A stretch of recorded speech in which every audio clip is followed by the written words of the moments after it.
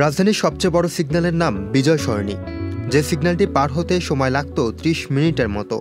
রাজধানী ঢাকার এই বিজয় সরণির মোড় খুবই গুরুত্বপূর্ণ সংযোগস্থল। এটি মোট ৫মুখী ৫ রাস্তার সংযোগস্থল। তবে এলিভেটেড এক্সপ্রেসওয়ে থেকে মিরপুরমুখী রাস্তাটির এক পাশ বন্ধ করে দেওয়ায় রাস্তাটির দুর্ভোগ অনেক কমে গেছে, যার ফলে ৩০ মিনিটের ভোগান্তি এখন ১৫ মিনিটে রূপান্তরিত হয়েছে। শেকড় থেকে শিখরে, এতে করে খুব কম সময়ের মধ্যেই বিজয় সরণি সিগন্যালটি অতিক্রম করা সম্ভব হচ্ছে। তবে সমস্যা দেখা দিয়েছে একটি জায়গায়।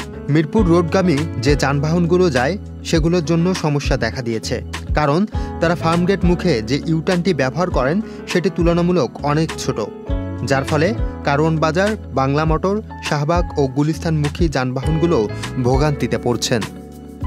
ঢাকা দক্ষিণ সিটি কর্পোরেশনের উচিত এই ইউটার্নটি বড় করা এবং পুলিশের উচিত ডিভাইডার ব্যারিকেড অনুযায়ী যানবাহনকে সঠিকভাবে পরিচালনা করা।